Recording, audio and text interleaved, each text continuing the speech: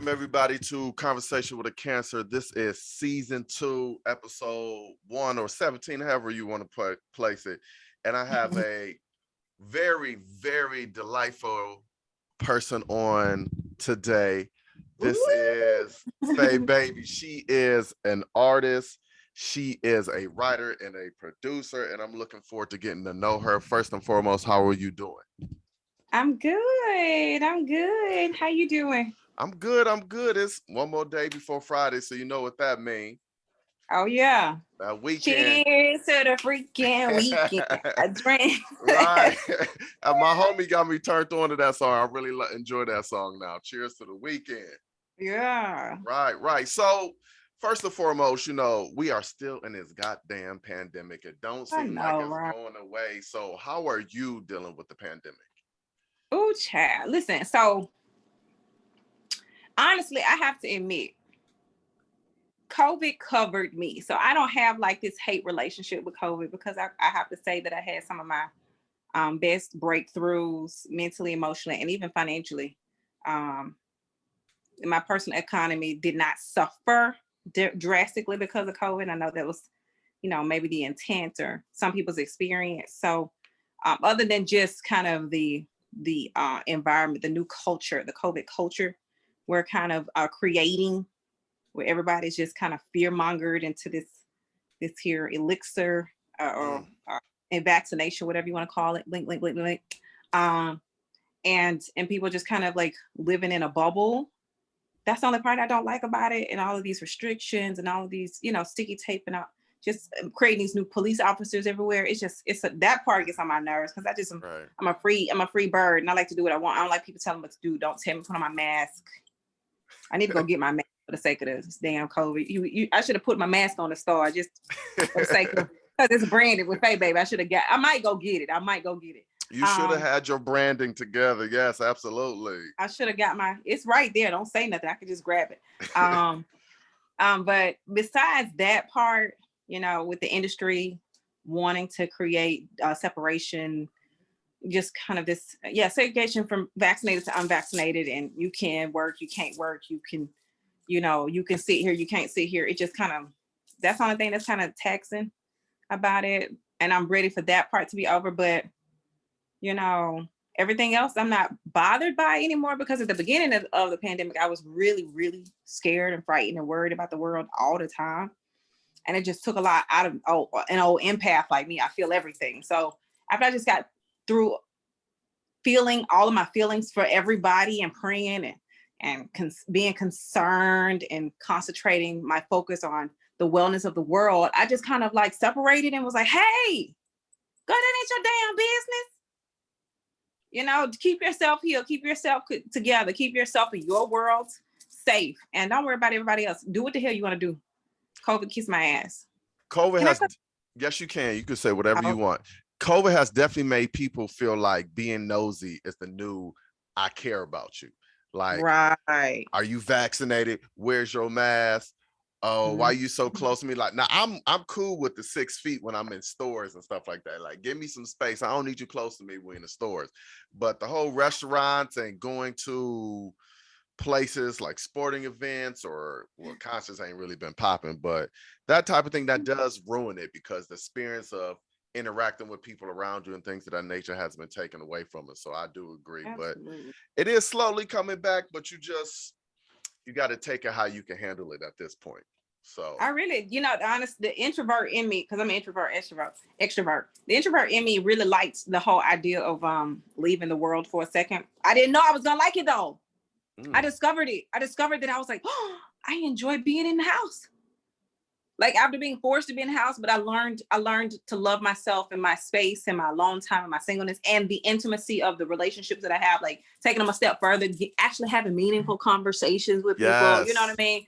And just dissecting and just finding all the fruit there is. I mean, I gardened and everything. I was like, oh, I like being inside a little bit. I don't like being it because I was so required and it had become such a norm to automate on being an extrovert and being outward, that when I went inward, it was healing. So that part I kind of want to keep. I kind of want to keep in the decongested traffic that, you know, we get from time to time and all of that. But beyond that, I mean, I'm ready for us to go back to norm. I miss concerts. I miss concerts heavily. I miss that a You know. lot. Like, and then I found out one of my favorite singers was gonna come out with a new album and go on a world tour, and we haven't got that because of the COVID. So I'm like, man. Who was your favorite singer? Sade. She's one of my favorites. She's in my top Oh 5. yeah, I was Sade is a legend. I was gonna throw my Much money at her. respect. I was gonna be like, wherever she was coming, that was I close to remember me. that. I remember that. I was ready to go on that. I was ready to meet her on that tour. Mm-hmm, So you're right. You're right.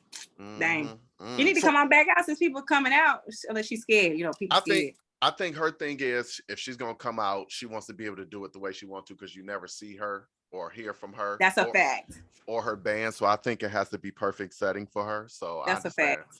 You know, the everyday artists, they just out here getting their money. She ain't pressed for it. That's a fact. That's the difference. Right. Yeah, so before we move on, what's in your garden? Tell me what's in your garden. What's in your garden? Well, see, my garden failed. So it was kind of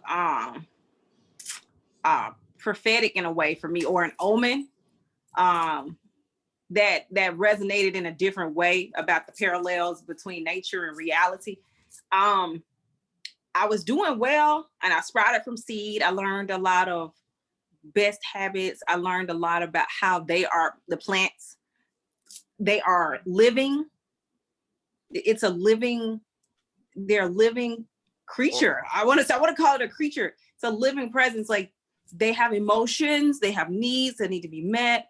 Like, they thrive and they survive based on the energy you put into them. Facts. And I was just kind of that was a breathtaking experience to know that those things were just that pronounced, that present.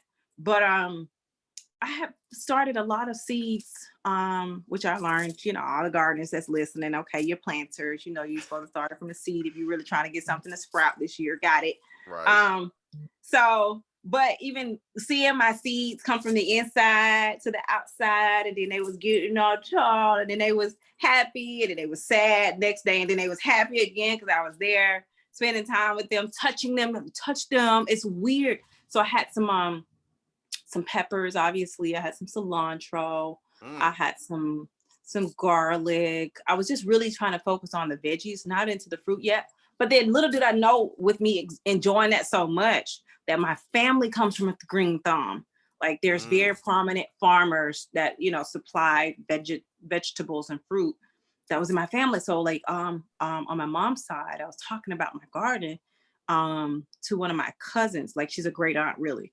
But she was like, oh yeah, our family had large, I mean, she's a, whatever it is to be certified in farming, whatever that word is, she's one of those. And she said, all I do is eat out of my garden. I have plums, I have figs, I have strawberries, the berries, I got watermelon, I got this. And I was like, really? Outside? She was like, oh yeah. And so we very rarely go to the store for produce unless it's the winter. If we didn't, you know, freeze or save it from the summer. But that's something I specialize in. I was like, oh, that's why it's so innate. It felt so natural for me. But honey, I'm minding my business, being in my bag, sipping my tea, and being in my garden was the thing to be. Okay. During COVID. Okay. That's what I was doing. Well, I'm gonna look forward to pictures of your garden when the weather get better again. Yes, I already know to go get, you know, the plants in the pot, the 5-gallon pots come February. Okay. That's when you go get them. And then I know they don't have to necessarily go in the ground. I know how to keep them. I know they're supposed to be elevated and to not be flat on the ground so that it attracts insects. I got it. I got my notes, honey. I got my notes. We ready. You better than me. I haven't dealt with a garden in a long time. But see, the long time is that's okay with me, because some people's never ever touched that, you know, touch the option to produce, because that's a power skill set that we as humans have. And you know, it's just about applying that effort to the earth, like, and having earth give us what we need. That's a gift. That's a power. I felt superhero-like. I felt like a She-Ra. I was like, girl, you were out here growing and healing and touching stuff and things and being plentiful because you paid attention. Not only you do good with humans, you can do good with the garden. You can feed yourself all organically. You can know what you put in your body. This is good. Yeah. When, I felt lifted. when people talk about they want to take over and just have everybody separate by race, and I'll be thinking like, if you don't know how to hunt or grow your own garden, you ain't ready for no takeover No, because you ain't. you don't know how to do those simple things that we supposed to do in life. So Exactly. I can't say that I wanted to hunt because I think that's what my man's supposed to be doing. okay, But right. I got the garden, boo. You gonna get the meat. I got the veggies. This what we supposed to do. I play my role. I play it well, and I wear it well. On my Libra scale. I suck. I fuck. I leave it still. Long hat don't even care. Okay, Weezy up, baby. Okay, so let's talk about that for a second because you are a woman of many things, but let's start from the beginning. How did Faye realize, all right, I want to sing, I want to write, I want to be a producer, I want to be in the industry? When did that start for you? How did that? Because most people I know, their favorite singer or their mom sing or their parents sing or they play music around the house. Or was that like that for you? Um, Actually, yes. I was gonna say, to be honest, if I have to be like, if I go back to the beginning, I have to say that I started knee high to a French fry. Um, because music was on both sides of the family. Okay. My grandmother, because my mother was hearing, my mother and father are exceptions to the rule because they're hearing impaired. That's why I think I got all these superpowers because they lacked Mm, a essential sense, but they made up in other senses. You know, they lack one sense, they got a seventh sense. Um, but both of their parents were into the arts, playing the keys, playing the piano. So I came from a country family down in Sweet Home, Alabama, where on Sundays we cooked dinner, and after church, where most of the choir members was family. right. We got around the piano, around our elders, the patriarch, matriarch figures, and they played the piano and they sang together. And they, it was kind of like pass the mic type of thing, I grew up and in that family unit, it was a lot of super singers. So I want to say that I think my family members sing much better than me. So I was just trying to keep up, but they were all about like building up my confidence by, throwing me in the middle of the circle and say, go, Right, right, they right. actually called me Michelle. Shelly. Michelle is my middle name. They call me Shelly for short. Go Shelly, go Shelly, go Shelly. And that's how my dancing started. That's how my Okay. singing started. And at home. And then on my mom's side, my grandmother was a choir director. She started me playing keys when I was a little girl. Now I lost my keys. I can't play keys no more because at the time she was trying to force the arts into me while not listening to the way that I expressed my art form. I played Okay. by ear, Hmm. not by music, and I hated classical music. And that's what she specialized in, and that's what my classes were in. And it was just so boring. But I wanted just to play good, feel good music, and I just wanted not to be forced to, and got my hands paddled for learning my classical pieces and all of my Ooh. music terminology. I just wanted, because I already had a responsibility to make good grades in school, so I just wanted to play keys from how I felt. Hmm. And if she played something to me, I play it back. She sung to me and played to me, I could sing and play it back to her. But she thought that was like a lazy way of learning, so she took the joy out of it. Mm. So I let it go because I was giving up playing with my friends outside because I've just always been this well-rounded person. Not only did I have good grades, I get my homework done real fast and do all my chores so I could play in the streets with my friends because I was an athlete. I was a tomboy. And I wanted to play basketball and I wanted to play touch football and I wanted to pop wheelies on my bike and I wanted to race all the boys in the neighborhood. And so it was like get my hand smacked for playing keys or go Go outside. I'm going outside. outside. Right. I'm gonna go outside. So Right. she eventually gave that up and I lost the gift and I regret. She told me I regret. I think it was a lesson. And as an adult, I thought it was a lesson that was a hard one to learn. I felt like she should have just kind of hung in there a little bit longer, but I understand. Hmm. So I lost it. But that set the foundation.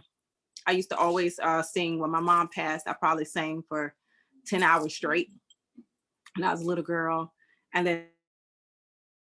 then just beyond that, in the school system, I was considered a childhood thespian. My first leading role in a stage play was probably like 5 years old. Oh And that wow. was not only in school, that was in church. So I was that little girl that they was like, hey, she should play Mary. Hey, she should play Harriet Tubman. Hey, she should Oprah Winfrey. So my early on, starting at 5 and I guess up until 14, I had my experiences in the acting world and the theatrical arts world. I was in a stage play that traveled. So I honestly had it for a long time. Cannot lie. And so when I graduated school, went to college and did school the way my family thought I should do it, in terms of like, you better get your education, get a degree, and get a job so you Right. can take care of your little black girl. You better Mm-hmm. know something and be able to make some money. I Mm-hmm. was like, okay, I did it. I graduated, went to grad school, made the good grades, 4.0, 3.9, something like that, 4.0. As it with the MBA, got a good job, and was working my way through corporate America, got a house, right out of college, just did everything I was told to do. I was like, one day I got laid off and was like, but I don't even want to do this shit no, Right. I don't even Right. want to do this anymore. And it was just like one day in Alabama, I got a call from a friend who was like, you need to move to Atlanta. That was probably like 8 years ago. You need to move to Atlanta because there's an opportunity. I think you belong in this area. I think this scene here will cultivate your gifts and talents as an artist, as an entertainer. And if you don't come get your toe in the water, you'll never be able to swim with the sharks down there in Alabama. And I was like, you know what? And I was laid off for like 9 months. And it wasn't getting any callbacks, that was substantial for work, because I was going to stay in Alabama. I put in, so I guess that was I said, God, if you open a door in Atlanta, I'll go. I put out applications, I hit the road, slept in motels, dirty motels. And then 2 weeks later, I got hired, came to Atlanta. And that's been my story ever since. Eventually, I left corporate America alone, with the entrepreneurial route, found myself doing things in the art lane and birthing my own brand. And it's been Faye Baby ever since. Mm, the birth. And Faye Baby ever since. that's a I lot dropped the Faye Michelle, and it's been Faye Baby ever since. Please say the baby. No matter what environment I'm in. Yeah. That's that's a very common thing. Like, that's happened to me before. A lot of my friends and my family know that about me. Like, you get sick of doing the same old thing that doesn't bring you any passion, any fire, doesn't get you up in the morning. And exactly. I tell people, you either make a lot of money or you do what you love. Some people are blessed enough to do both. You know what I'm saying? They get both. But I just feel like, if you're not getting what you love, what are you doing? What you're essentially wasting yourself away. You're wasting. I'm not advocating for somebody to quit so they can't pay their bills.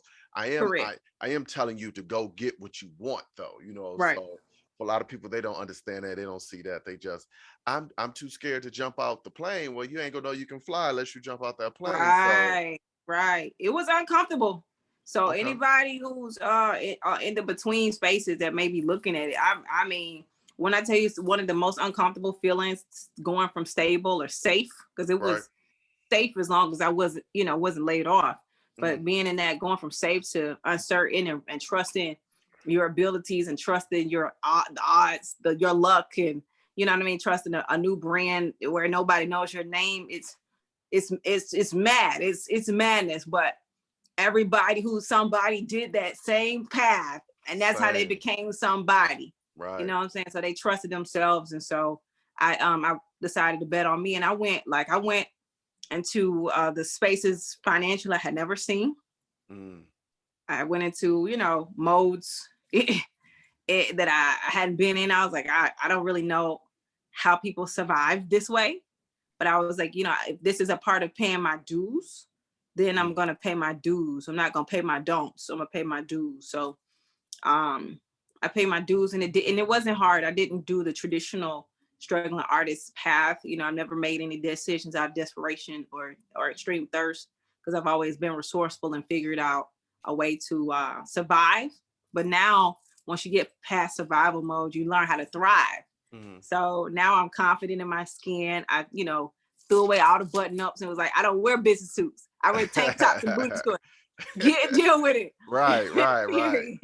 Right. Come as you are, not as they want to see you. Because correct. The way they I don't want to be in your folds. Yep. Yeah, absolutely. So, like I was saying earlier, you're in the music, I'm in the music, you're a little further along than I am. So I want to ask you a couple of questions about that, because I know you're in the fitness also. And so, what is your balance in between acting, singing, and fitness like? and still having your time for yourself. Because I know as a person who wakes up at 4 o'clock in the morning to start his day, to work out, to get to work on time. And what is that like for you? Where's your balance come from with all of that? Oh man, I don't even know if it's a matter of balance as it is a matter of just rhythm. You know, it was in a path in my journey towards being a serial entrepreneur or trusting my own devices for income, for instance. I went in a program that taught me skill sets for sales. And I was able to excel in this program so well that I eventually became incorporated and brokered deals. And in this environment, it broke away every um, preconceived like notion, any type of programming, any type of um, belief systems that things go like, you know, it's a blockade of any sort. No, there's no blockages. You really literally just have to throw all the balls in the air. It's a juggling act. You have to get in a rhythm and don't drop them. Don't drop them at all. Keep all your balls in the air. So it's about you just prioritizing the important, the importance. It's a list of priorities. Things are time sensitive. Things are urgent. There's things that are necessary or required. And there's things that, are needs, as it pertains to your personal needs. Mm-hmm. So, you just kind of have to tend to things as they come. For me, I don't really honestly say in these days, and that's true about the entrepreneur, like you think you need 8 hours of rest. What's 8 hours of rest? You know what I mean? You don't get 8 hours of rest. You get breaks, you work hard, you get to a place and you relax, you get breaks. But generally speaking, there's no daily allotment for 8 hours. You only get 24 hours a day. Right. You know what I mean? So if you're going to use 33% of your day to rest, you're putting yourself at a disadvantage. I agree. What I mean? To do anything else, you have to utilize every waking opportunity, every moment of the day to send that text message, to send that email, to have that conversation, to make it to that meeting, to put yourself in the extra podcast, to put yourself in the webinars. You have to make time to get to the gym, or you got 30 seconds while you brush your teeth. You need to do something while you do it. Like it's about what can I do simultaneously? How many things can I do at one time? It might sound like disorganization, but it's organized chaos in my mind. So I do things as they arrive. I put things on my calendar in the order of priority and importance. Not necessarily in the order in which they are received. That's not how life goes, And so while I would love to say that I have a regimented schedule, yes, I guess it would sound like I get up. When I wake up, I meditate, I pray, I hydrate, and then this is what I would like to do. Ideally, this is the framework. I hydrate, and then I nourish, and then I exercise, and then I tend to any business requirements, whether that's I have an appearance or I have an obligation to do. I try to turn those in. Any phone calls that I need to make or return, or any type of products that I have to produce. I allot the time to do that, and then when I'm inspired, I take a bubble while I'm showering or bathing or driving to get inspired, and then I try to capture those in a voice note or a video memo or something like that, just to put a virtual thumbtack in it, or a mental kind of thumbtack. Okay, hey, I remember that, so that when I get in a space to lay those ideas down, that I have the inspiration I already drew, that drawn up that I could pull from. And, and when the cycle comes to where now you're not in processing, the beginning of the year, you're kind of in this phase where you're setting the scene for the rest of the, setting the tone for the rest of the year.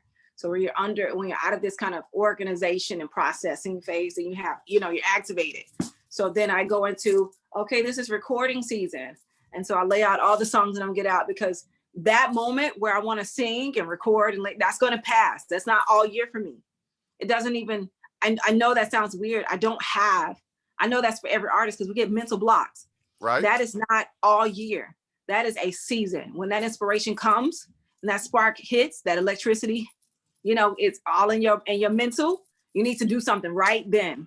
And that's times it's 25 songs, 10 songs, 2 songs, whatever. It's your best work, and then you get that out, and then you let that go into the instruments that they go into, or the engine that it goes to, and then you get your inspiration for your visuals. I mean, and then everything else is coming because I get bookings for other stuff as well. So I think I'm in the phase where I know I need my tribe to kind of make sure that they handle that piece. I have a good idea how to do it because I do it on my own. Mm-hmm. All my correspondence, all my communication is done through me right now. But eventually I see where, those nuggets need to be filled with tribe members. Right. So balancing is not the balancing act. It is truly it is a circus act. You just kind of, I don't know if it's about more or less about balance as it is rhythm. Okay. And on the rhythm includes you tossing everything up there and holding it all up in the air, trying not to let anything fall. See, I like and respect that because I'm a routine and a structured person. Like, my homie said to me the other day, he's like, if you won $50 million, you're going to quit your job the next day. I said, eventually I would need to figure out what I'm going to do. I can't just sit home and do nothing. Like, I'm not one of them people that can sit home and do nothing. I need to know what I'm doing so I can get up at that time, plan accordingly. Of course, I'm going to quit my job, but I need to know what my next step is. So for me, like, it seems like you have a way of doing things and it works for you.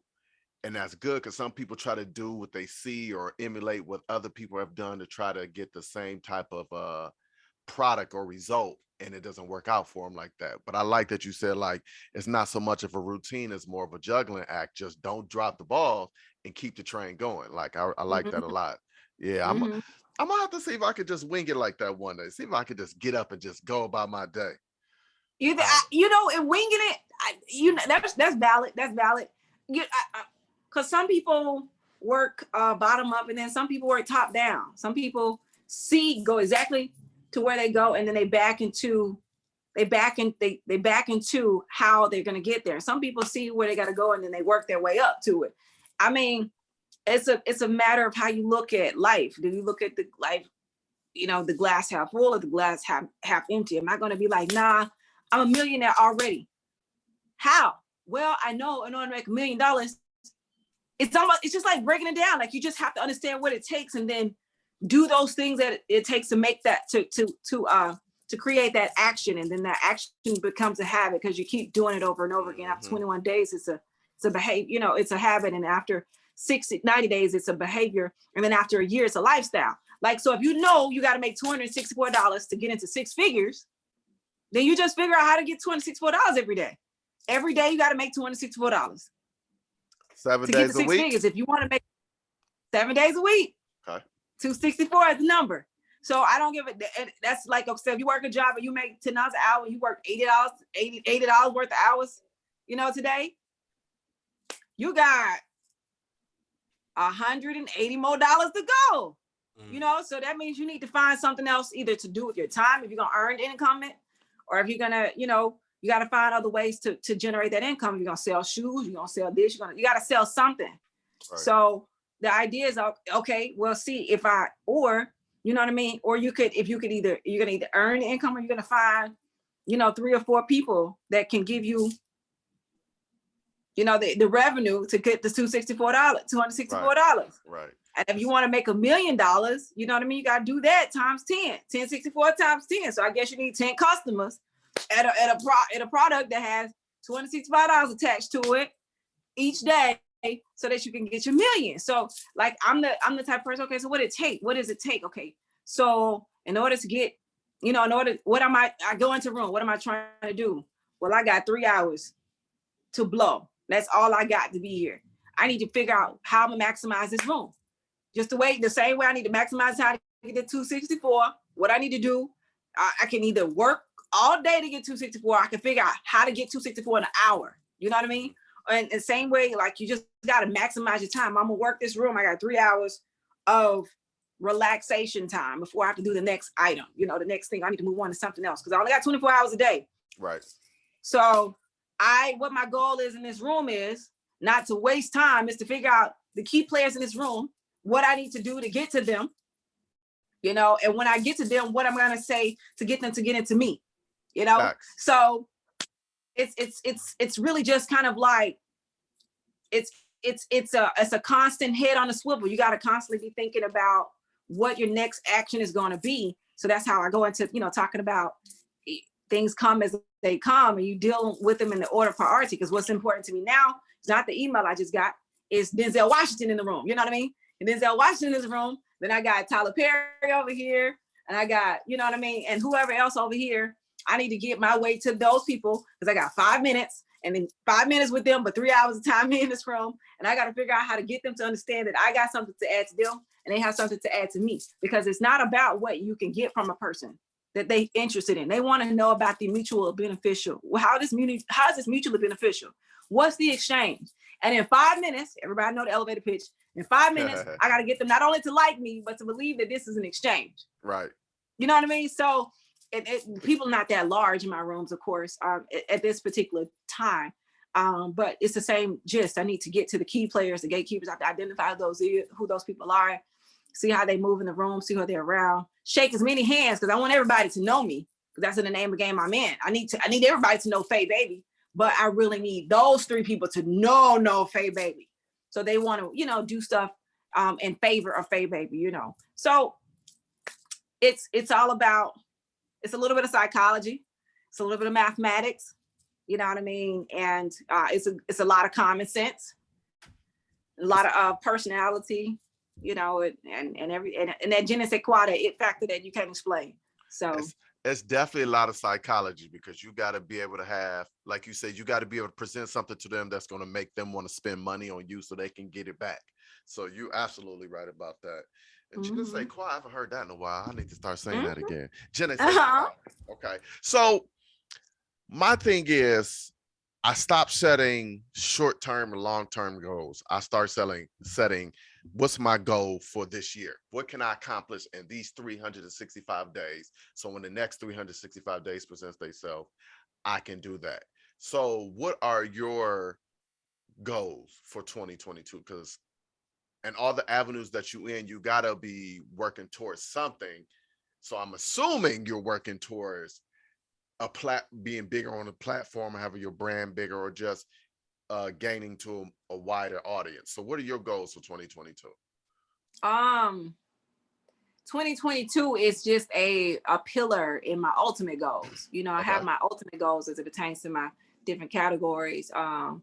Faye Baby the singer, you know, my ultimate goals is to be a world-renowned or world-recognized, award-winning recording artist. So, and then I work myself. I go right for the top, then I work myself on down. So,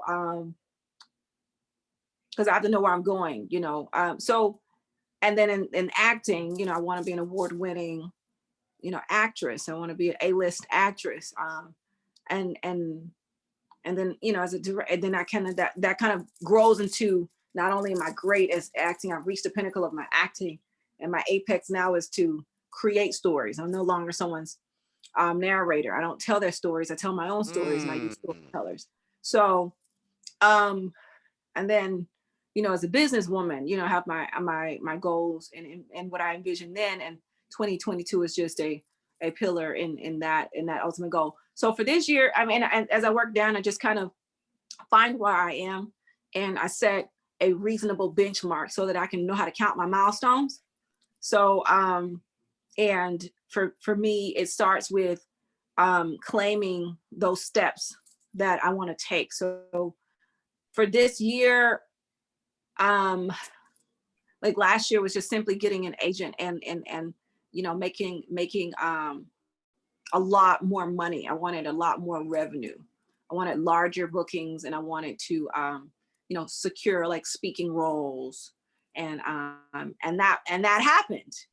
But it was because I activated that requirement, that desire, because I need that to, you know, give me kind of a calling card for the city. So then eventually I can get known in the region, And then eventually from the region, I can get known nationally. And then eventually nationally, when I'm known, I can be known across the world. And that happened. So this year I would like to, and that happened through shows that will appear on streaming platforms like Amazon, Tubi. I want television, major network roles, like I want my first major network speaking, supporting or lead role.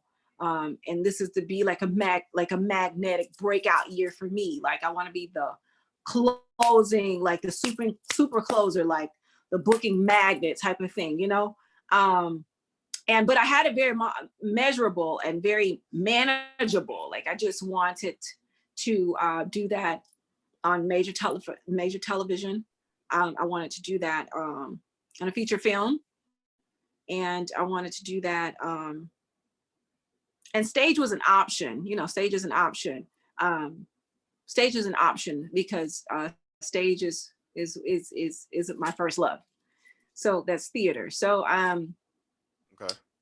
That's one category. Then so I know that I am having to make sure that I do so many audition tapes, and working really closely with my agent to make sure that I'm doing the work in tandem with them, because your agent doesn't do all the work for you. Or she hasn't done, to be honest. Hey Jill, I love you, Jill, if you watch this. But my agent hasn't done like a lot of work on my behalf, because I'm having to work my way up the totem pole. And that's fine, if I do it overnight, like a Tiffany Haddish, I have that one breakout role that just sets my career on fire. That's all I need. So that's what I'm looking for. That's what I was looking for. I said, hey, I start off as, on the stage, and then I, producing my stage work. And then in the acting world, I had an opportunity to, lead in someone's independent projects. And then I broke into television in the role of an extra, similar to Tiffany Haddish. And then my extra role started to compound and lead up to more featured roles, and then then more high paying roles, and then stand-in work. So I just wanted to study and see everything, how things worked. I'm like, okay, I got this. I know exactly how show business works. I wanted to study it. I know exactly how show business works. I know exactly what I need to say. I know exactly how I need to close. And I'm just going to study the greats. Music business, same deal. All I need is that one. I write music mainly for TV. It's really what I want my music to be. A lot of the songs that I fell in love with as a kid was because I saw it on a movie,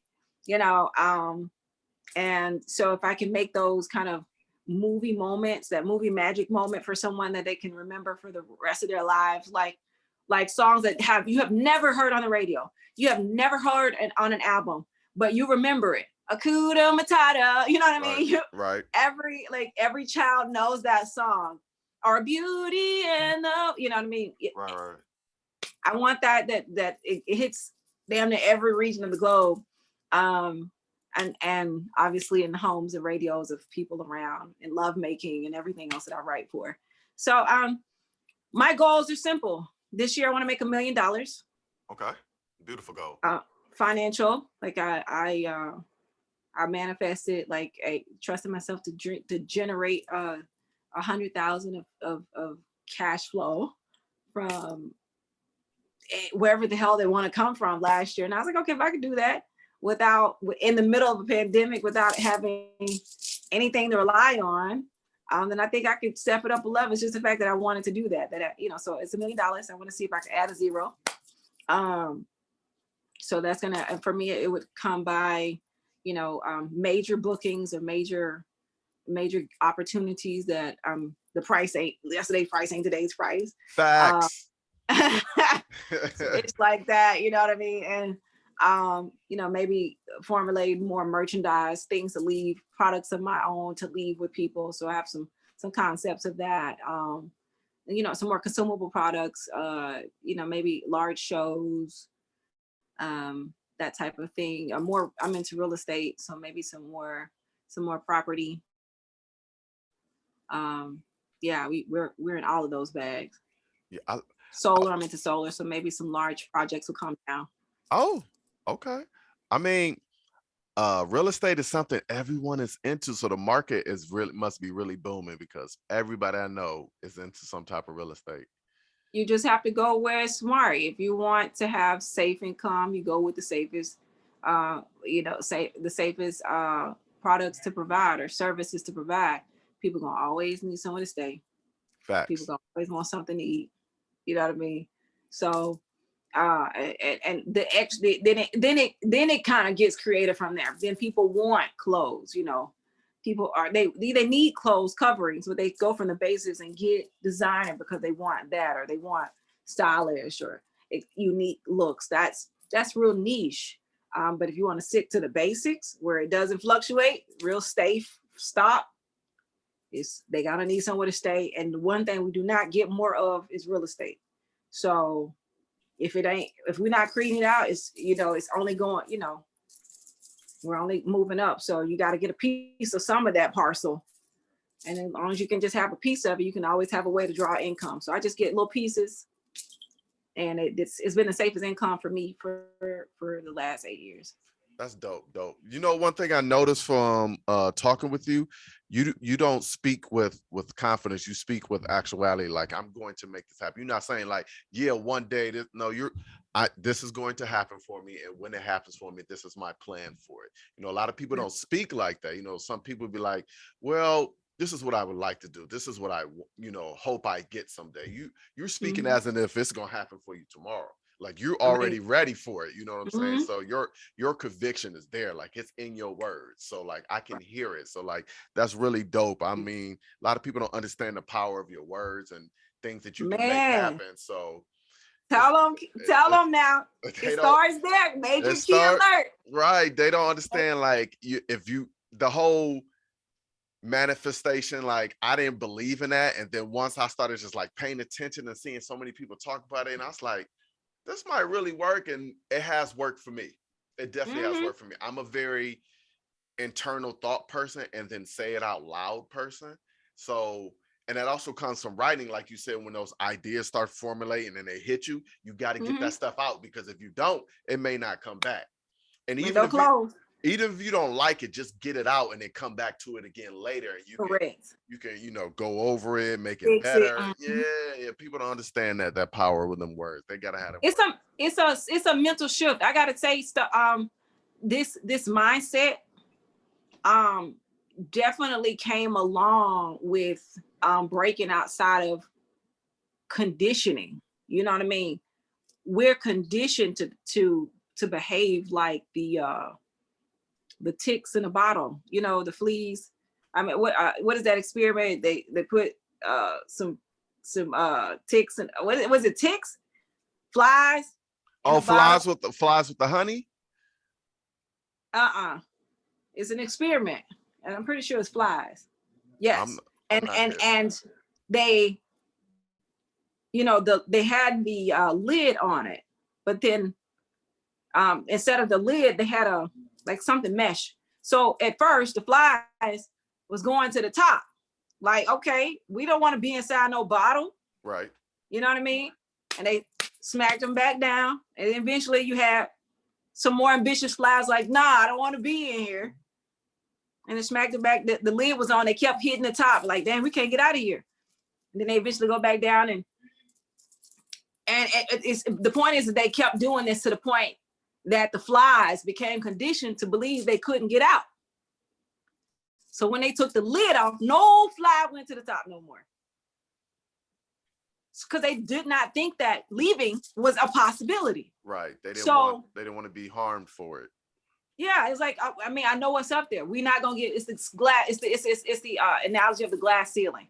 Like, so if you think that there's a glass ceiling because you're conditioned to believe in this way and you're conditioned to behave in this way, you're conditioned to understand institutionalization, and institutionalization helps you to become the perfect employee, and there's a behavior and a code of conduct here. You're just doing everything according to everyone else's laws and not, everyone else's rules and not yours. You don't even you're not even giving yourself the opportunity to think about what are the rules for?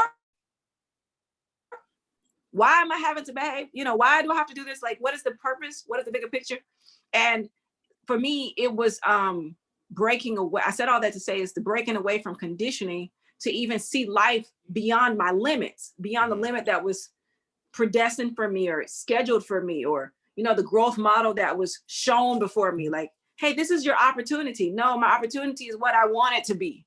Right. My opportunity is what I name it to be. My outcome is where I intend to be, where I want to land. So even stepping into that space and saying, okay, well, hey, you want to try it on your own, you got to figure out how to.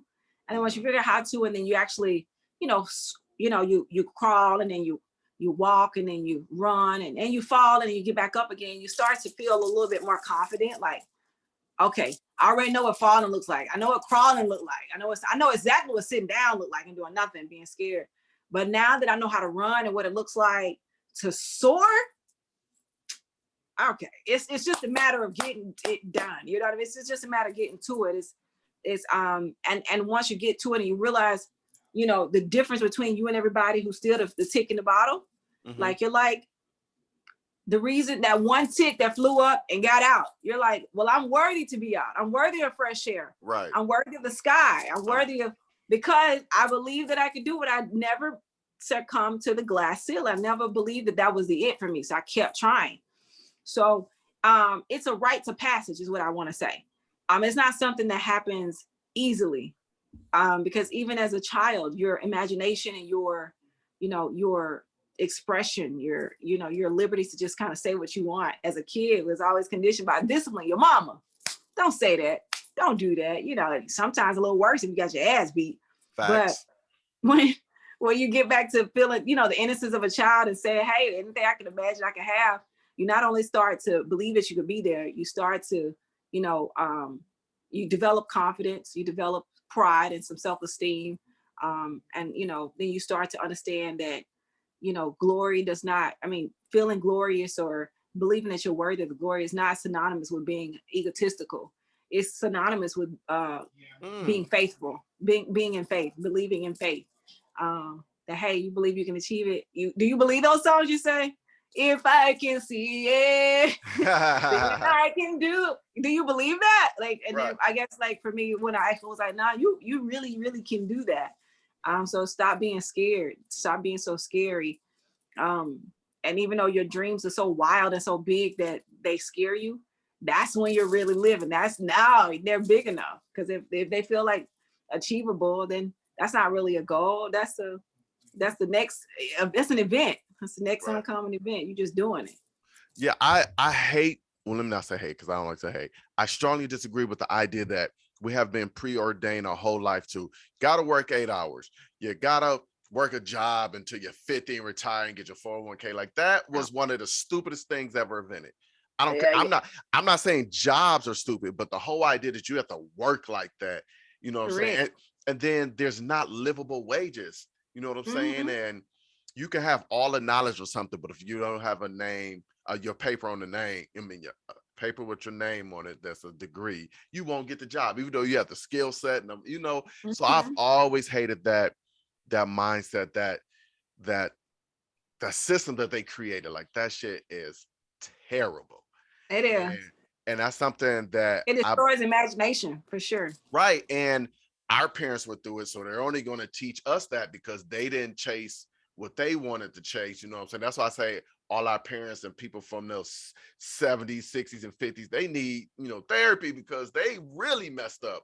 We have more freedom. We have more things at our fingertips that we can access. So I can only just, like, imagine how hard it was for them, let alone for us. So that's just how I But there was still ticks that got out the bottle, still people in that era, Madam C.J. Walker. Heck, more popular people that didn't necessarily make a name for themselves as a business, but while moving slaves was a business. Harriet Tubman, she was like, we got to go. Like, there's always going to be somebody who has it in them, you know what I mean, take the risk. And even if they, they're just a rebel without a cause, it's because they have that feeling. You know what I mean? Don't deny yourself the feeling. Don't drown that feeling, that passion, that heart, that courage. So yeah, like, you're so right. But you understand that the same way that those institutional standards were created to make you feel a benefit of job security also serve them as a benefit of retention security, corporation, corporate security, you know what I mean? Departmental security. That the worst thing that they want to do and they would fire managers for is high turnover. Why? Because that costs a lot of money. Right. Hey, the more people you let go pursue their dreams, the more it costs us to replace them. Right. You need to get good at making people be enslaved to their job titles. Making them think there's nothing else out there but what's between these cubicles. Until their promotion comes within this company. This 10-cent raise that we're going to offer you in 2 years, you might want to stay for that. Right. The promotion that they will have earned because they made my company a shit ton of money, that I'm going to finally liberate them and dignify them with advancement, because I know intrinsically the need for people to feel like they're progressing. So while they're really not going anywhere, I'm going to give them a bigger rat wheel to go on. We're not going to let you move up, but we're going to give you all these lateral movements that you need. Correct. All of this lateralization. Yep. So let's get to something else. Let's switch it up for a second, because the podcast is called Conversation with a Cancer, and I am a Cancer, and this is a podcast, and this is the moment in the podcast where I always ask the person that I'm speaking with, what is your interactions with the Cancer, good or bad, man or woman, child or adult? You got me thinking about the man or woman. I mean, you might not know anyone. You might not have had any interactions with a Cancer. No, honestly, I was thinking about the man or woman. No, I'm kidding. No, I'm a Leo, and I actually love Cancers. So you're August what? 20th. I'm July 20th. So we kind of there. We summer babies. You know what that means? We like it hot. That's right. The Cancer energy for me is always has been a safe spot. Like when I'm locked in, my longest relationship was with a Cancer. Oh. My favorite person, my favorite male companion to this day is a Cancer. And a lot of the, gal pals that I've had. I got a 720 as a homegirl, whose voice note I'm going to probably still use, one day on the album for my very first song, because she was like, "Oh my God, Faye!" Like, she was like all the gas that I needed. I was like, "Can you send that in a voice note, yo? Like, I'm gonna use that voice note one day."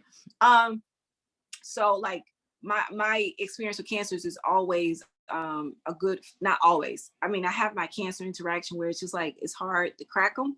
So I can't get in, and they're a little bit harsh to deal with. They're little Krabby Patties. They're a little harsh at first, only because it's covering, obviously that soft center that you guys have. Because my biggest attribute about a Cancer that I love the most, beyond the wicked like retardation that can come out of them, is the loyalty. I love a loyal mofo. Oh my God. And you guys propensity to have these little boring, mundane ass programmatic systems that you do. I can get with it because I know exactly what I'm going to get. I'm not trying to get you out of the cycles, get you out of that rhythm, because I need you to do something else that's a little bit more exciting, a little bit more, not risk adverse, but risk. I mean, that has the reward that taking risk can bring. Right. So it's like a cool little balance. I've had me and that same girl pair, I had a major blow up, like, and she was like crying, but like showing her ass at the same time. I've had a business partner who was a Cancer. And when she was good, she was really good. But when she was bad, she was really bad. And I started to feel like her loyalty shifted to the container in which she felt like it was more beneficial for her life. So it still was the same loyal to this, if you serve me, I serve you. But I think our season just ended. In the ways that she maneuvered, and she was very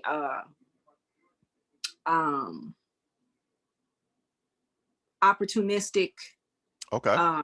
And how she looked for the next big catch, if you will. I thought that did not show any homage to our partnership and friendship, but me and what I was able to do for her really birthed a new personality and a new wind. She gave her a new set of wings that she's still soaring on to this day, that she definitely didn't have before me. So either way, I still served a benefit, and there was an exchange between me and the Cancer that made something beautiful.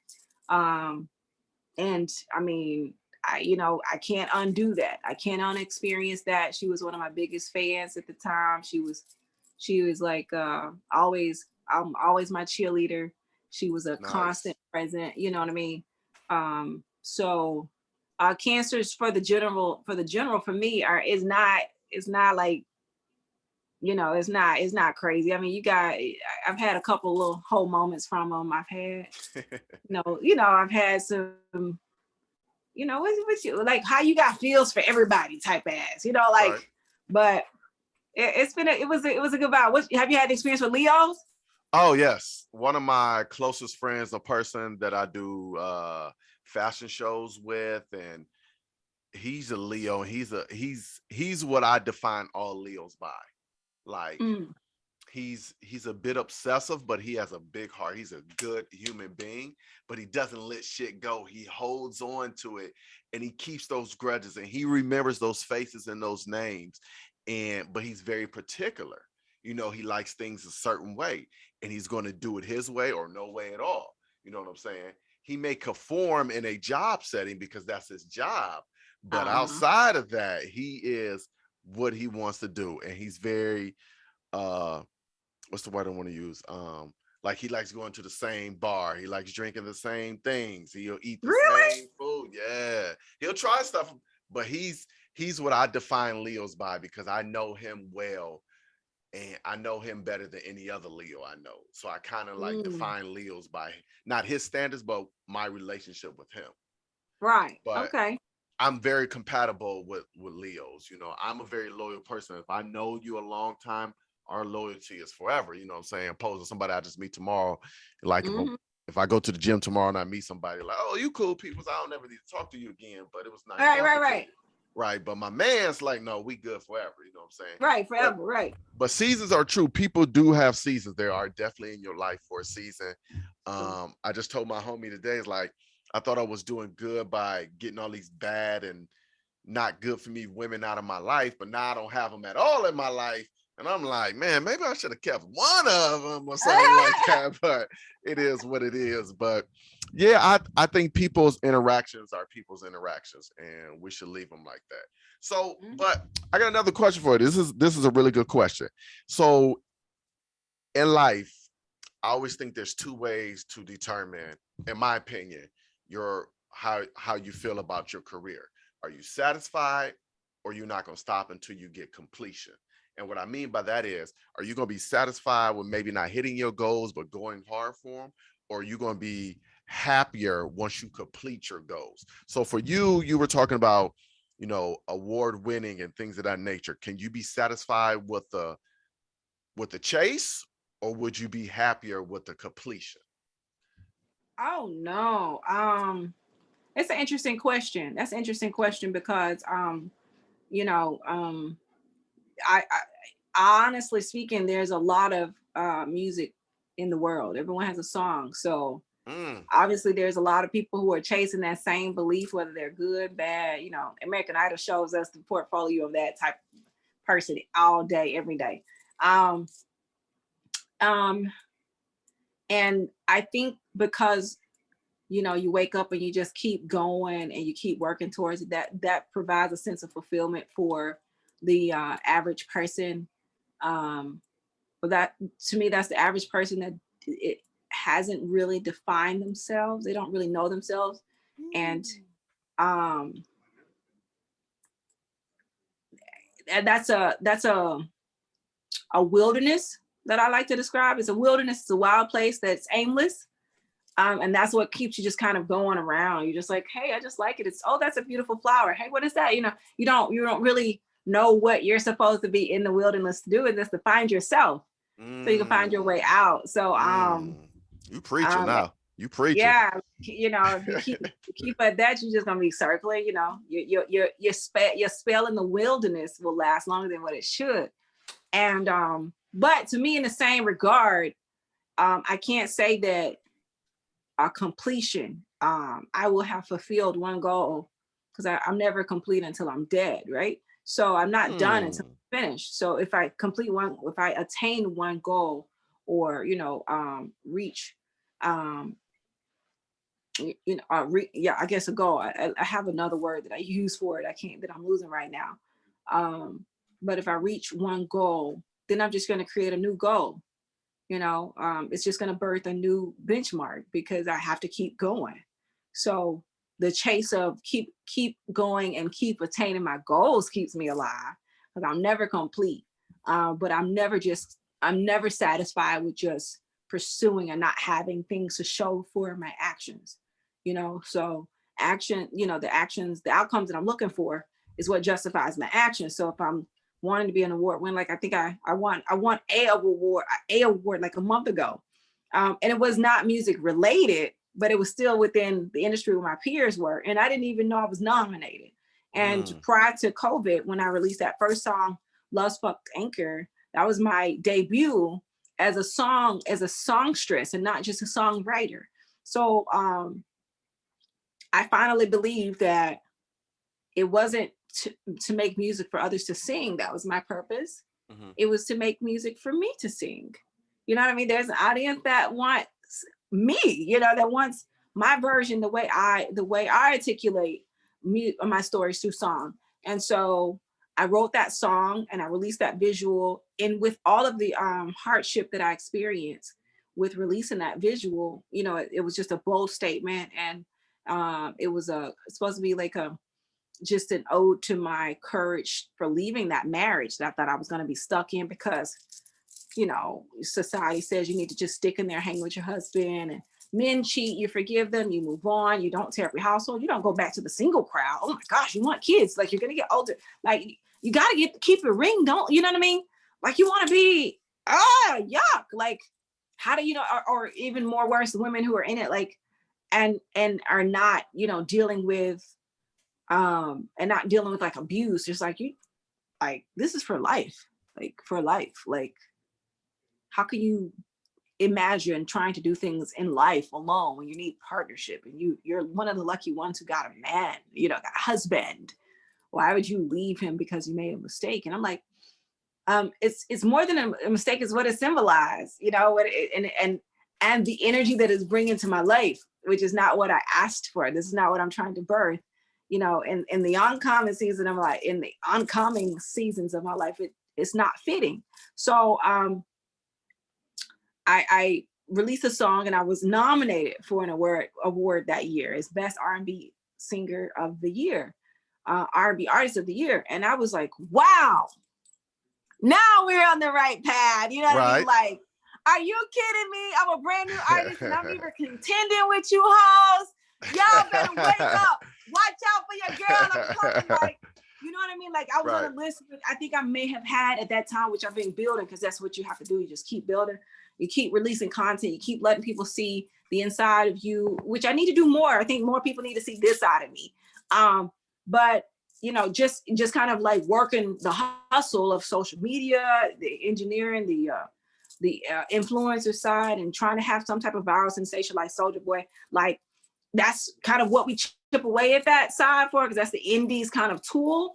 But I was like maybe 5, 6, 7,000 followers in. I was on a list with people who have 40, 50, 60, 70,000 followers. And I was like, I don't even know how I contend with you, but you know me, you see me, and you saw me 2019, and then you lucky a pandemic happened the next year, Oops. Like you're lucky that I was forced to sit down because I was in those streets, you know what I mean? And apparently people saw me, because I wasn't even half the person that I am today. You know what I mean? I was carving her out. Like she was the sculpture that I was like, oh, I see. No, I see her eyes even better. And I took my little chisel and I was like, oh yeah, this is gonna be a masterpiece what she's done. Like this is a process, and I'm trusting the process.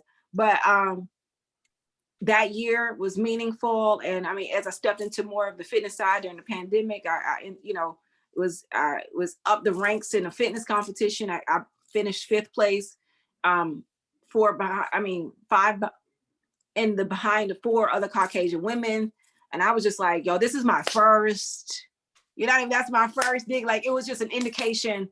It was justification. It verified me. It justified me. It validated me. It's like, hey, the point is you're a top contender. If you put your mind to it, they will know you as a top. You know what I mean? You will be at the top. And I have to go even further to say that as I was going through, God has a way of showing you confirmation, right? He affirms you in different ways. Absolutely. And before this path and on this path and during this path and before who I am today, I had the pleasure of meeting like strangers who affirmed me in these very ways, in this very arena, saying things to me that I knew to be true, but I hadn't heard anybody else declare that for me. You know what I mean? And I met this prophet on 2 different occasions that was just blown away by who he saw me to be. And it was like, he was saying, like, it was weird. It was a weird encounter, my first ever encounter of its type, but it symbolized so much to me. And I'm not the person who gets caught up in, like, you know, these whimsical fantasies. I'm very mysterious, you know, generally speaking, until I don't want to be. But this person was a complete stranger. He just bumped into me and he shocked me, and he said, oh my gosh, you're who I was supposed to come see, you know. And it was a very weird encounter. I mean, I'm in the store, it was at a Walmart on the side of town that I actually live on now. I didn't live on this side of town. I was doing business on this side of town. And I was in work mode, not artist mode. I was in work mode. I kind of put the artist, she was quiet. You know what I mean? She was like, I want to do that. I see myself doing that one day, but you know, I have to pay. I have to, you know what I mean? It was kind of, I want to be, you know? And he just came and you know, he was like, usually like when he meets people, it's not always a good message. And he doesn't know the person's name or anything. He knows the energy. But he's a prophet by assignment, and he just wanted to give me a message and pray over me, and he disappeared. And like I said, I don't do, I know the false prophet thing. I know that people, you know, just try to spiral up in church to try to spiral you to feel spirited, to donate and contribute, and you know what I mean? So I don't even get to it into the church scene until, I just haven't to this point, you know. And at that point in life, he was very clear. And what made him legitimate in my eyes was the information that he very clearly gave me about my past, not even knowing my name. You know, he was clear about my mom being, you know, passed away. He knew things about me that only somebody who had a divine or walked in a divinity could know. And then he, you know, he spoke into my future, and he was like, and I want you to, he said, oh, wow, I'm honored to meet you. Like, the woman that you're gonna be before your life is over is like, the whole world will know your name. And I'm like, what? You know, like, what? Right. He's like, before it's over, you are a household name. And I'm like, I don't even know what the hell I'm gonna be doing. You know, in my mind, I'm like, I don't have anything out yet. Well, how am I not I got dreams. I don't have anything out yet. But he was like, he knew that I was working on a book. He knew that I was gonna make, you know, I was in television. He knew I was a public figure. He knew, he spoke my business, my entrepreneurial lane. He spoke that into existence before it actually manifested. It manifested shortly after I became incorporated and did the whole office, you know, I had my office and all that type of thing going for a few years. You know, that's the solar business type as a franchisee and all those side things. But before I was there, he had already confirmed that was going to happen. You know, it was very interesting. I mean, all the way down to me, like, feeling sorry for someone that was sick, you know, at church that Sunday. He knew all of that. And I was very like stoic. I had like a poker face until the very end. And then he prayed for me. He told me, you know, that my husband, he's sorry, but he really loves me. You know, he told me everything. It was just amazing. And told me, he gave me some directions, some instructions. When he met me, the same prophet met me 2 years later, 3 years later, he forgot me. He met me on the other side of town at another Walmart. and had a reminder that you haven't done these things yet and you're delaying yourself. And I was like, what? You know what I mean? So I don't know. I've never seen the man again. I don't know where he's from. I don't know anything. He's a part of my story. You know, he's a part of my story. But he really kind of awakened something in me. And so I was like, that's the signs and wonders that you be asking for, because before he left, I was full of tears and just full of thankfulness and gratitude that he would be so obedient to even take the time to come across as a complete weirdo like he just did to you know, impart something like that into me. And he was like, yeah, like some old man, gray, you know. So that's, you know, it goes back to what your parents say, never, you know, mistreat anybody. Like you never mistreat nobody if they homeless, whatever, because you never know when you're in the presence of an angel type of thing. Right. I was like, he must be an angel or something. Like, where did he go? Like, you know. And but he was a real human being. So yeah, I said I would say that it's something about, you know, kind of realizing that, I'm trying to remember your question so that I can get back to what I'm supposed to be saying. What was the question? Satisfaction or completion. Right. I know that the projection, like the visions and dreams that I have are bigger than what I have. And so I'll never be satisfied until I see that as my reality. And my reality is pretty good. You know, I know I'm better than 45% of the world, you know, and but I know that for where I want is only 5% of the world that controls 95% of the world's money. So there's a top 5% that I have to get to, and it's not even about the money. It's not even about the money. It's about proving it to myself, proving that those possibilities are real. You know, drawing down that power and being able to impart that into the people that's around me. So if I'm 56, 92, and I'm like, you know what, I remember when I was 29, you know, and I knew that it was going to be something like this. And now I'm a billionaire and I got great grands and or Cicely Tyson or some things, like I seen everything, you know what I mean? Some type of prolific, like impactful soul that you just know must have had a glorious story, but you only feel what you feel when she's in your presence. You don't even know the story behind it. But if you know, you know, right. And the people who've had the blessing of being close encounter felt inspired in a way because of the glory she possessed. And, you know, the glory always for me, no matter if I'm twerking, no matter if I'm playing a stripper, no matter if I'm, you know what I mean, somebody's side chick on a movie or whatever, is always to make sure I get a glory to God. All of this is just a part of a process. Don't get stuck in none of it. You know what I mean? So no, I won't. I can't get stuck in the chase. I'm not satisfied with the chase. I feel like that's my responsibility, and I won't be satisfied with completion because I'll just have another goal to complete.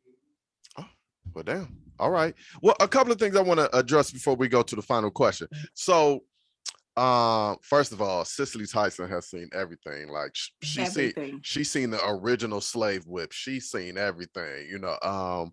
But God bless her. She probably lived a life that I don't want to live because she's seen some real shit.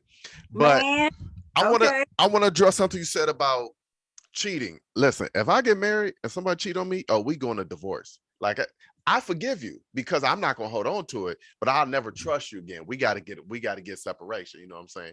And I don't think, now that I'm old enough, I'm 37, I did all my cheating in my young heyday. Cheating is not a mistake. You don't mistakenly cheat. You set as a decision, you set your mind, and two people know what they're going to do and they do it. So I hate when people try to use it as what's a one-time thing. Cheat is never a one-time thing. You don't cheat one time. You already cheated mentally. You just have finally did it physically. And I think a lot of people need to start being more honest about that too, because that will save people the time. But but I who am I? Like I said, I did my dirt, and I did my dirt dirty, very, very dirty. There's no shovel. You dirty boy. Dirty, like there's no shovel to find. My dirt is gonna stay buried forever. But I did my dirt, and so I know what it feels like to make someone feel like that. And then when you're ready, and then it happens to you, you be like, oh, like me, like not me, like I'm a G. I'm supposed to see that coming, and you don't see it coming because you're so far removed from it. You don't think it could ever happen to you. So I think that's something I wanted to touch on real quick, because a lot of people be like, yeah, it was a mistake. It's one time, dog. It ain't never one time. Because that's just when you got caught. We don't even know how many times it already happened. Right. I think when people say that mistake thing, it's because of the remorse they feel afterwards. Some people, their heart is in a space, but their body, they haven't done enough internal work to make sure that they are in full control of all of their behaviors. And some people are dealing with the spiritual side, deception. And you just kind of fall in, you get to the window of your weakness, and somebody and your temptation is just pulling you, and like you slip because you just had a very weak moment, but your heart meant so well, and you're filled with remorse. You can't even enjoy the fact that you made the decision because you're so filled with repentance. And I think that's where people kind of try to paint out that cheating can be a mistake, because they know what's at stake, and they just have not mastered thyself. And I can empathize with it, because mastering thyself is really a 360 kind of experience. It's behaviors, it's habits, it's excuse me.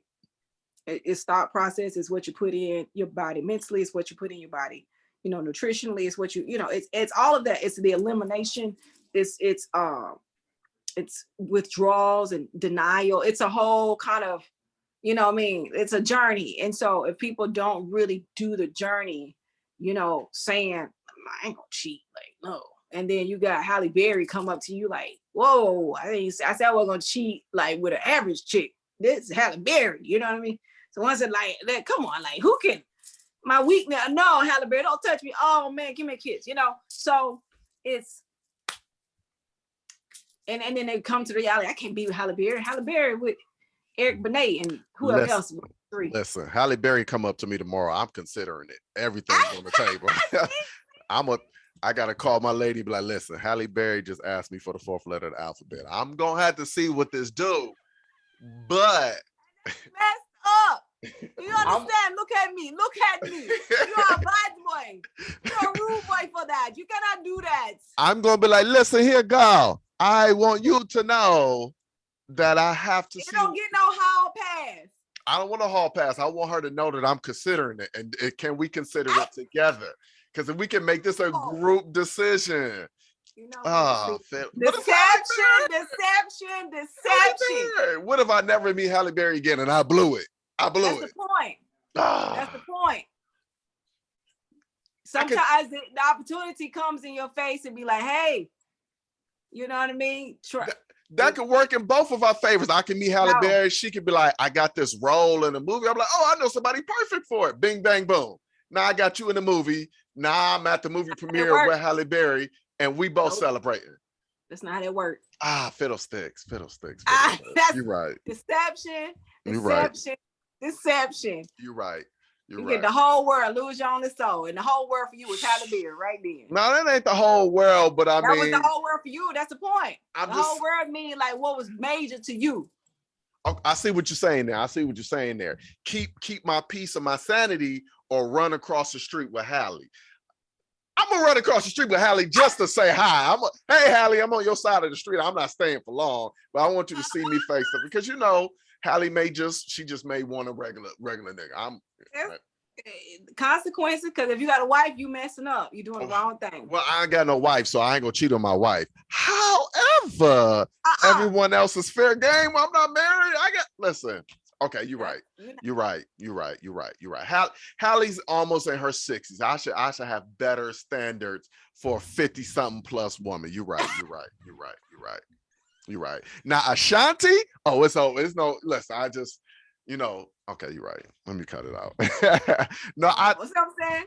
No, I'm saying everybody got a price. Well, that's messed up though. Well, everybody got a price. Well, it depends on what you offer me for that amount of money. I will sit at a table for the right type of money and have a conversation. The price could be, the right price is the right situation. Like for me, a long time, Idris Elba was the right situation. I like, yo. So you saying Idris Elba knock on your door right now, like my car broke down in front of the house. And you know what? Because I'm in the environment where I'm running into people who I have gone from starstruck to like smitten to wild to like, composed to amicable to respectful to like professional. Like we're just, this is you're a human being. Like I just have a regard for you and your work as a human being because I'm trying to make a name for myself. So I'm more in admiration with how you've achieved what you've achieved more than who you are. More than your packaging. Your packaging just adds to it, just like my package adds to me for somebody who's watching me. But I wouldn't want somebody to, and now that I put myself on the other side of the coin, I wouldn't want anybody to like, covet me or idolize me to the point that they saw me, they wouldn't know how to keep that composure because that's a different level of worship. And I'm like, hey, you need to that's the God in me you love. You need to redirect that energy to him. And an actress that I see that does that very well, that helped me to see what it looks like just to treat your idols as a human being is Jennifer Hudson. She was like, oh my God, I love you. You're amazing. She said, you are too. Oh my God, you're the best singer. She was like, I worked at it. Just like if you work at something, you'll be the best at it too. She always like, redirected it.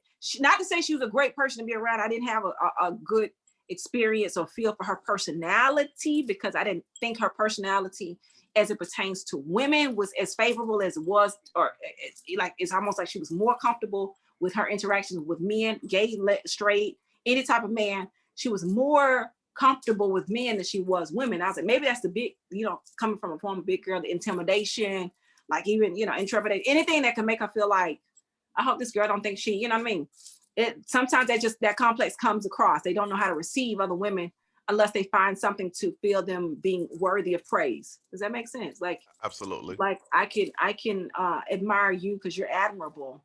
Woo, yes, honey, you can sing. Like I love you. Like I saw her, give kudos to another singer. But I did notice that about her. She did not want to be idolized. And I don't like that when people see someone that they're never seen before and they start screaming and crying. Like, that's your first reaction? Like, say hello. Legit.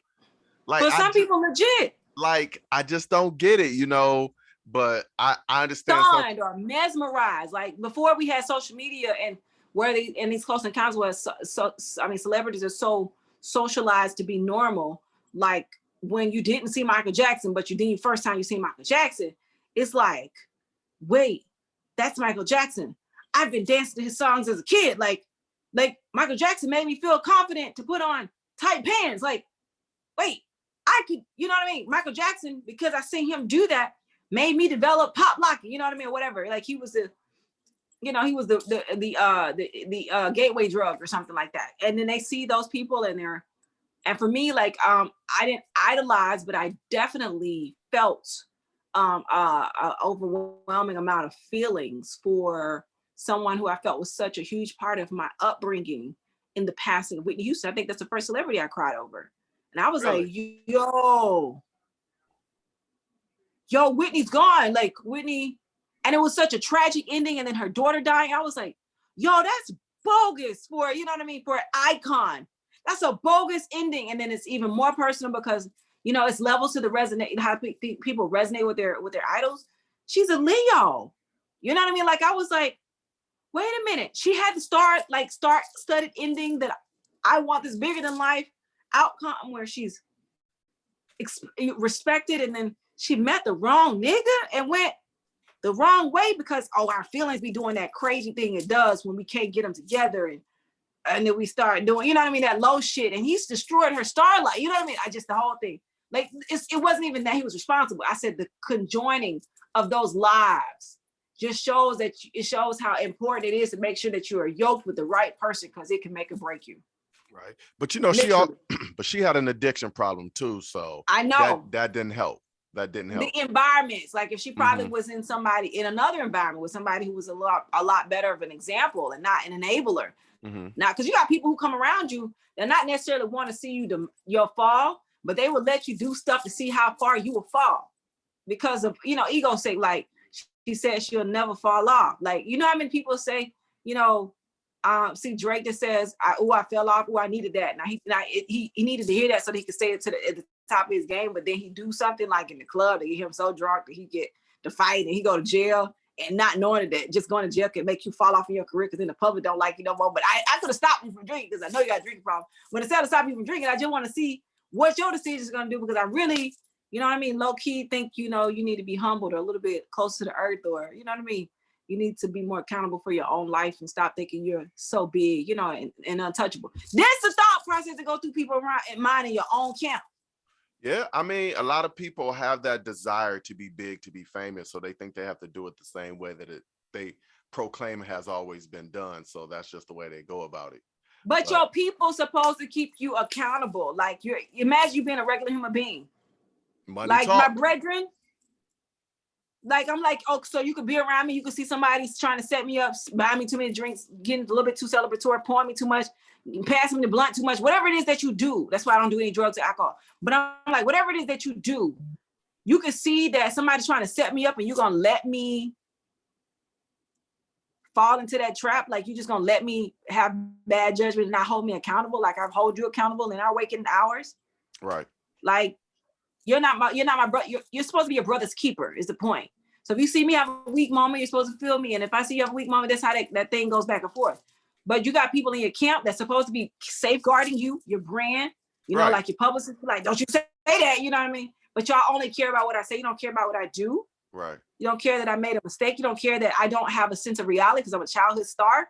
You know what I mean? You don't care that some of these things don't even make psychological sense to me because that's not my world. I don't see the world that way. I see the world in the way I want to do whatever I want to do, you know? Mm-hmm. You know what I mean? You don't continue to educate me and challenge me and keep me humble like a mother would do to their daughter or a big sister would do to their little sister. You don't need them people around you. I agree.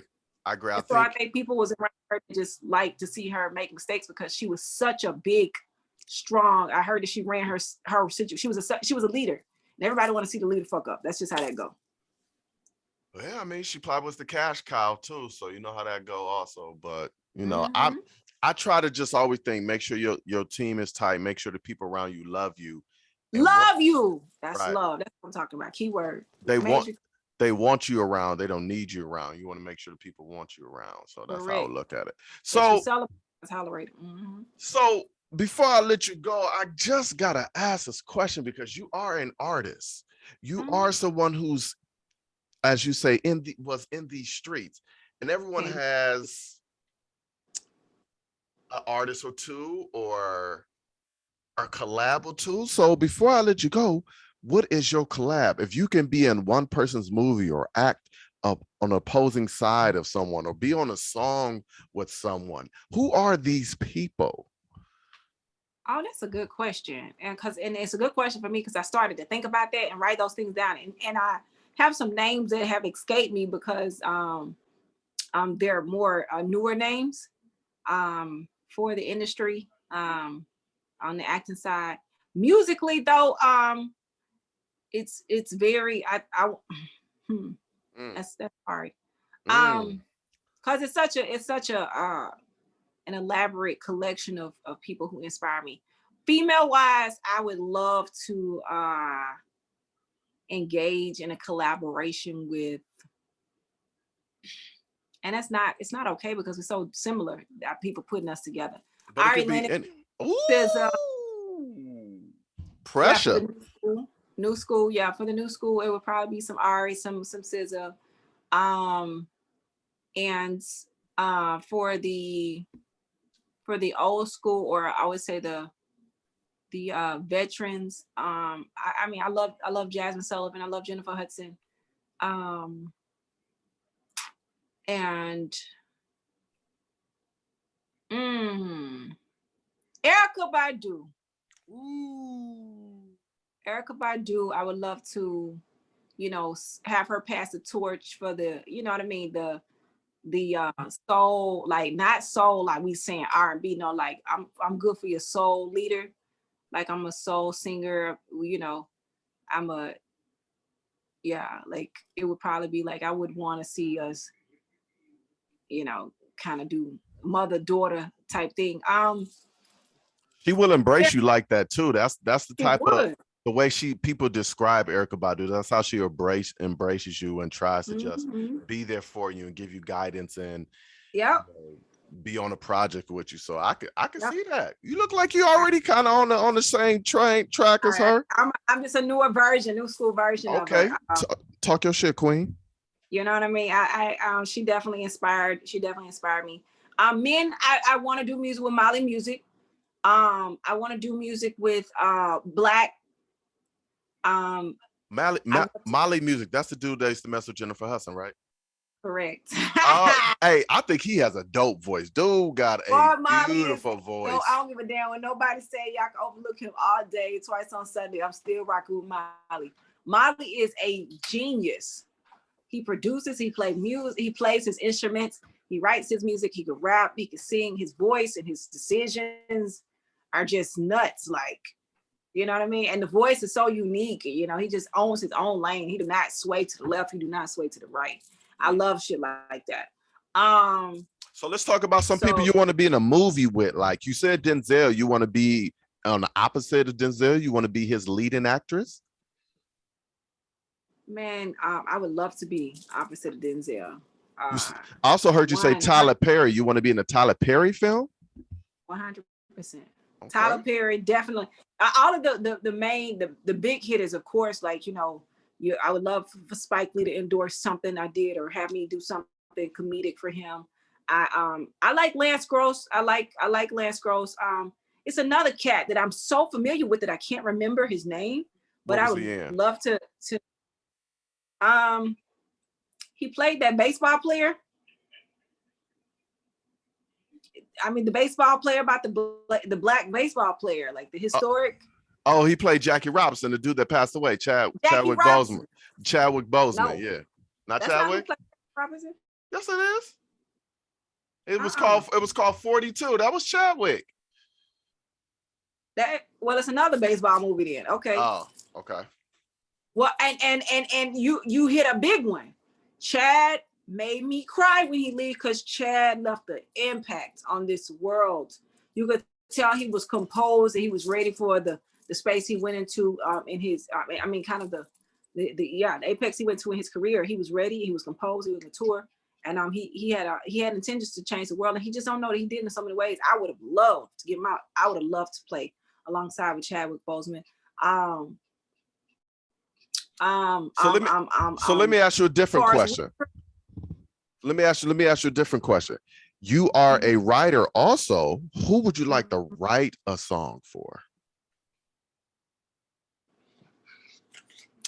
The first person that I was ever inspired to write a song for was Chris at Michelle. Okay. And I still have that song, and we're very close to having that conversation. One of my good friends is her A&R and D from my hometown in Alabama.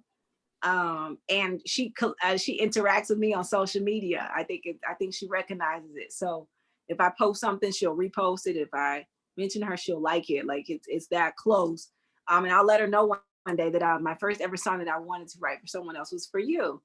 And hopefully she gets it. You know, hopefully she still grabs it to this day because it was for her. In fact, I covered it for my first ever program that I went into for vocals. And I was accepted into that program. You might know it, called Actors, Models, and Talent for Christ. They started my whole kind of education system. And they had a competition at the end, and I placed in the competition as a songstress using that song. But it would probably be for Chris at Michelle. I would love to write for, God, this is a good question. Very, very good question. I guess all the soul singers. I would love to write for Mary J. Blige. I would love to write for, I would love to be responsible for reviving some of the old favorites of mine. Heather Headley. I would love to. Heather Headley. Wow. Yeah, I would love to see, me have an inspiration or two for NDRE. Some of the people who I really respected their talent and gifts really early on. And in the game. You got quite the list going on. I definitely see all of that in your future for you. Like I told you earlier, you speak with such conviction, so I can see all of those things happening for you. And I just think like whatever you're going to accomplish, you're going to accomplish it on just like this large grand scale because you're making it for yourself. You're not waiting for it to come to you. And that's a lot of, a lot of people think it's going to fall in their laps because they want it, but you got to go out there and make it fall off your lap. You got to shake that 100%. Tree. So 100%. I see that for you. I'm very appreciative for you taking this time for me this evening. It took a little. Yeah, we did. I think we're at 2 hours on a dot. Ooh. 2 hours on a dot. We was trying to do 45 to an hour, and we had 2 hours. So wow. Yeah, I might have to break this up in two and give people 1 hour a piece or something like that. But mercy me alago.